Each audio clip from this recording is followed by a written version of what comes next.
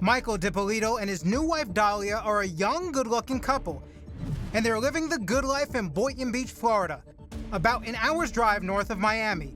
But there are a few things that Michael should know about his new bride.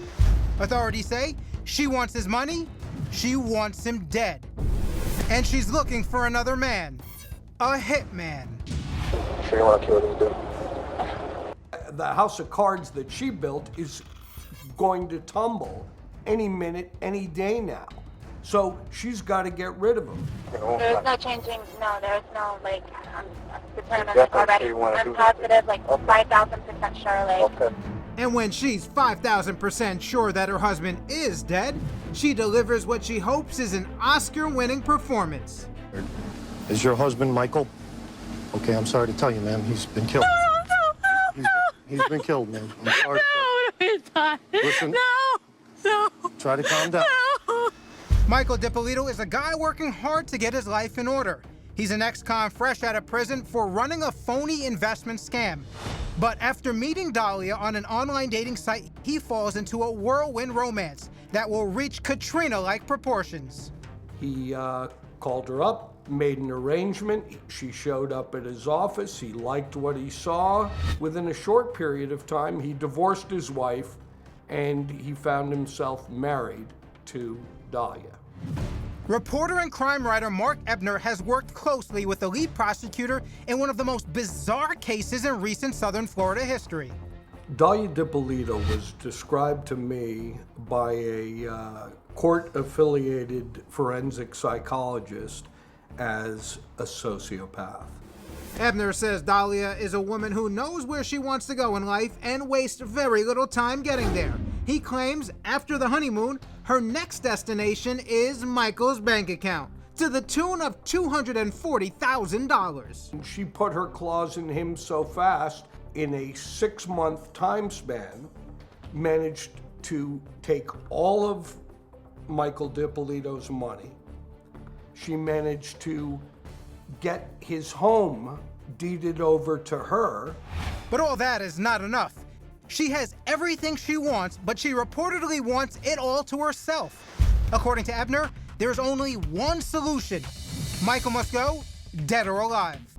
The progression towards trying to have him killed involved trying to set him up with having someone plant drugs on his vehicle, setting him up with scrapes with the law, trying to get him to violate his probation so that he would be back in prison for decades, and she would have everything.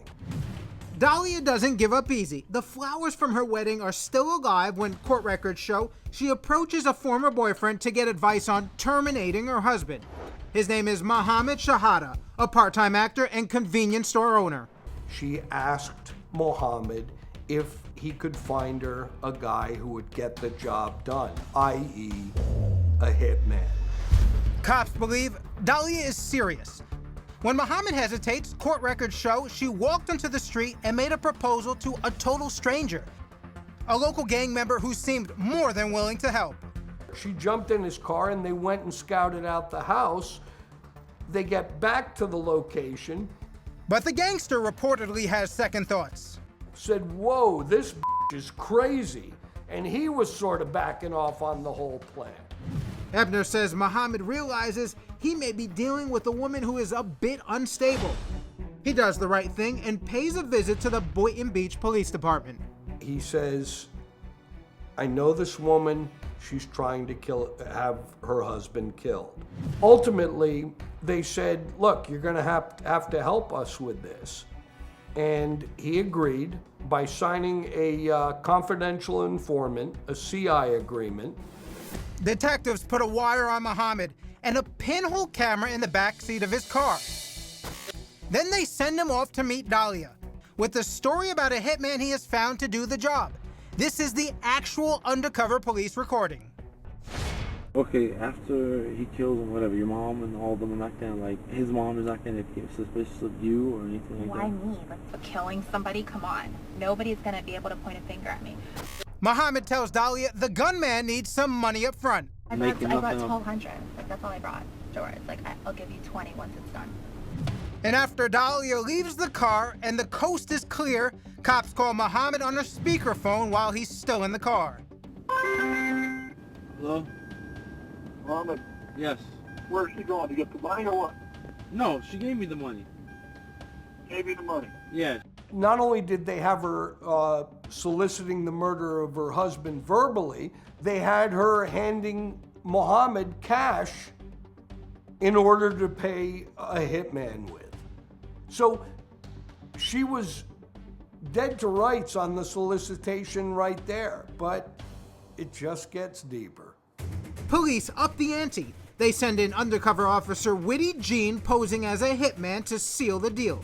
When it's done, you know, you have to have an option to change your money. No, there's no, like, I'm determined Definitely already. you wanna I'm do positive, like, Okay. 5,000% sure, like, Okay. no, when I say I'm going to do something, I'm going to do it, like, as soon as She even throws in a hefty bonus to have Michael gunned down in public. I'm going to be going to the bank on Wednesday. I don't know if, you know, Okay. yeah, I don't know if that's public for you. And he's leaving the house by 8:30. He's gonna go get $10,000. Yeah. I could do it like that, but it is public. I'll get the money.